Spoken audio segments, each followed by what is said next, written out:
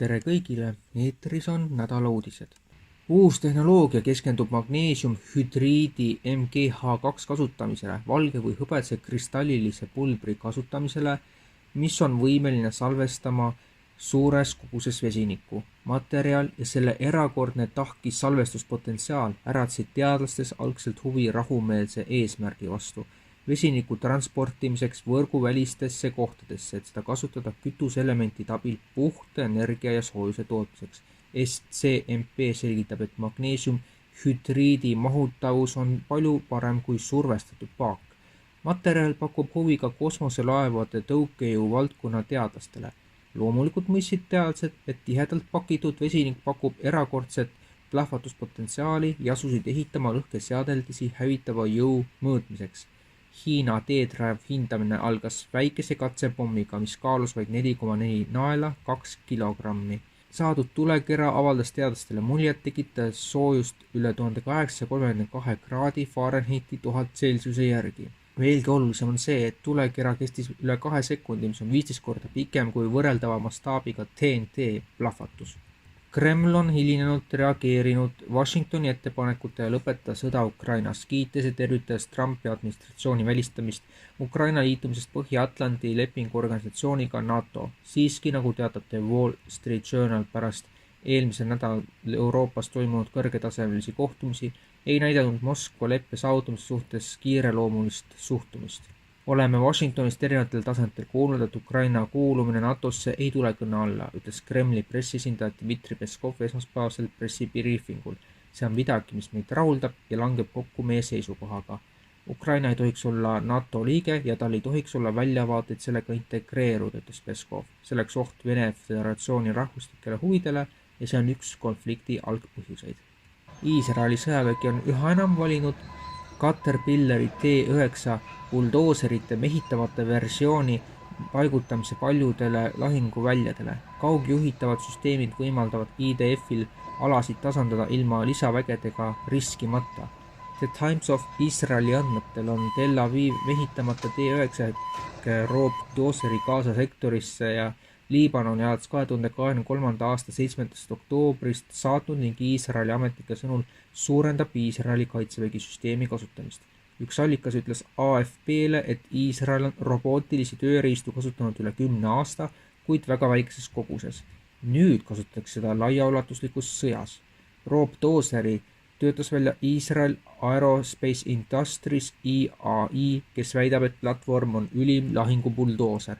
IAI veebisaidil selgitatakse, et roobdooseri integreerimine sõjaväeinseneri üksustesse suurendab märkimisväärselt nende võimet kiiresti muuta maastikku, et soodustada kaitse- või ründeoperatsioone.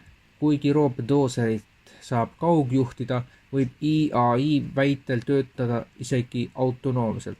Nagu Jerusalem Post teatas eelmisel kuul, ütleb IAI, et see võib töötada mitmel autonoomse sõltumatuse tasemel, võimaldades tal kaevata põllul kaevikuid, puhastada marsruuti rasketes või muul viisil läbimatutes piirkondades ning liigutada suuri või kahtlasi takistusi.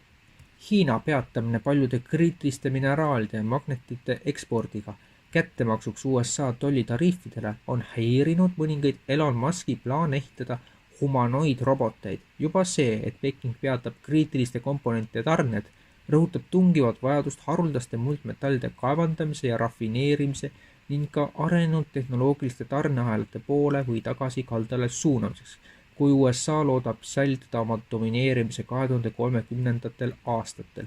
Teisipäeval paljastas Musk Tesla tulukõne ajal, et humanoidrobotite ehitamise plaanid on sattunud tõrkesse, kuna Peking keelas teatud haruldased muldmetallid ja magnetid, mis on olulised robotite toiteallikate, mootorite ja täiturmehhanismide jaoks.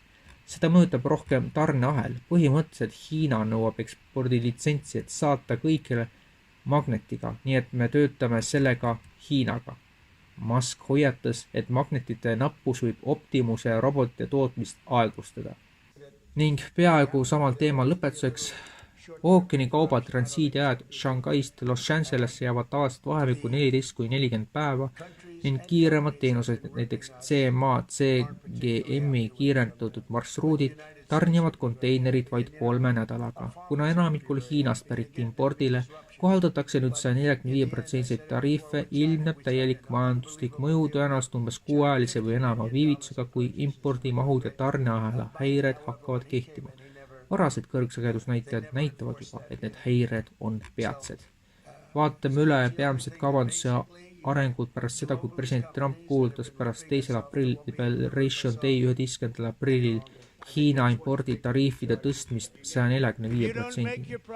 Kolmapäeval näitasid laevaoperaatorite jälgimissüsteemi Port Optimizer uued andmed, et plaanitud impordimahud Los Angelese sadamasse peaksid alates pühapäevast järsult vähenema. Vestlusele lisab Freightwavesi tegevjuht Craig Fuller X postituse, et kaubaveo tegevus LA sadamas, mis on lääne poolkera suurim konteinersadam, on just langenud. Aastast langes kaubavedu Los Angelesest 23%, tõenäoliselt langeb see lähinädalatel 50%-ni, kui kaubandussõda ei lahendata, ütles Fuller. Need olid sel nädala uudised. Maikuu uudised tulevad mõnevõrra lühemad. Mis edasi saab? Eks elu näitab, aga kohtume järgmisel pühapäeval. Nägemist.